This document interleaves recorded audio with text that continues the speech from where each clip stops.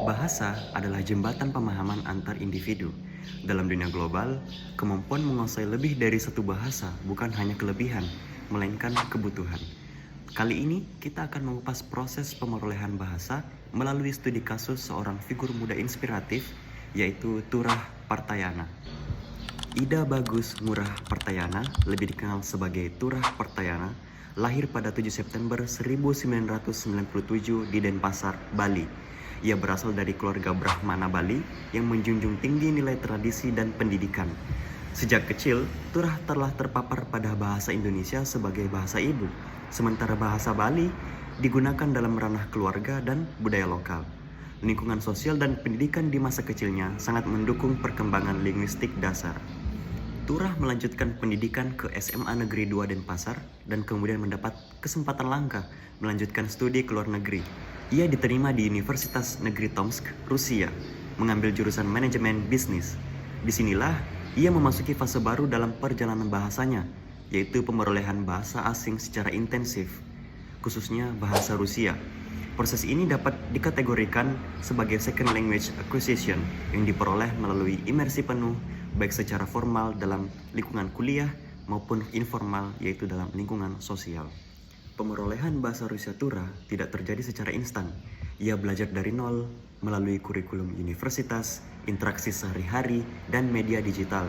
Dalam psikolinguistik, proses ini menggambarkan tahap-tahap SLA. Yang pertama, input dan paparan, di mana bahasa Rusia hadir di sekitarnya setiap hari.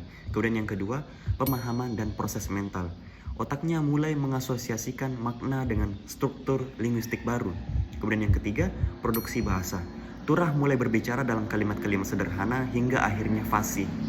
Turah kini merupakan seorang multilingual dengan kemampuan aktif dalam bahasa Indonesia, Inggris, dan Rusia. Bahasa Inggris ia pelajari sejak sekolah, namun digunakan secara lebih aktif dalam interaksi internasional dan kontennya. Fenomena bilingualisme ini memperlihatkan bagaimana sistem kognitif manusia mampu menyimpan dan mengakses beberapa sistem bahasa sekaligus, topik yang sangat penting dalam psikolinguistik. Dalam vlog-vlognya, Turah kerap menunjukkan code switch dan code mixing. Ini adalah strategi komunikasi umum pada bilingual speaker. Dalam psikolinguistik, ini menunjukkan fleksibilitas kognitif dan upaya untuk menyesuaikan pesan terhadap audiens atau konteks budaya. Code switching juga sering muncul saat ia berbicara dengan teman-teman Rusia, lalu kembali menggunakan bahasa Indonesia maupun bahasa Inggris saat menjelaskan ke audiens. Keberhasilan Turah dalam menguasai beberapa bahasa didukung oleh beberapa faktor. Yang pertama, motivasi yang tinggi untuk bertahan dan sukses di luar negeri. Kemudian yang kedua, lingkungan imersif yang menuntut penggunaan bahasa target.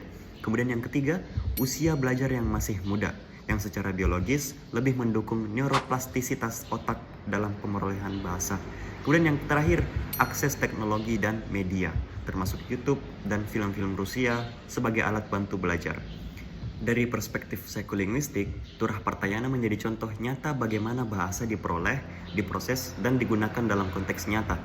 Ia bukan hanya seorang pembelajar bahasa, tapi juga komunikator lintas budaya. Proses mentalnya dalam mengakses, mengalihkan, dan memadukan bahasa adalah bukti kompleksitas kerja otak manusia dalam kebahasaan. Melalui studi kasus ini, kita belajar bahwa pemerolehan bahasa bukan hanya soal belajar kata dan tata bahasa, tetapi soal identitas, adaptasi, dan interaksi sosial. Turah Partayana adalah potret generasi muda global yang menjadikan bahasa sebagai alat menjelajah dunia. Terima kasih telah menyaksikan video ini. Semoga studi ini memberikan inspirasi dan pemahaman baru tentang pemerolehan bahasa dalam kehidupan nyata. Saya Wahyu Ramadan, pamit undur diri. Terima kasih. Assalamualaikum warahmatullahi wabarakatuh.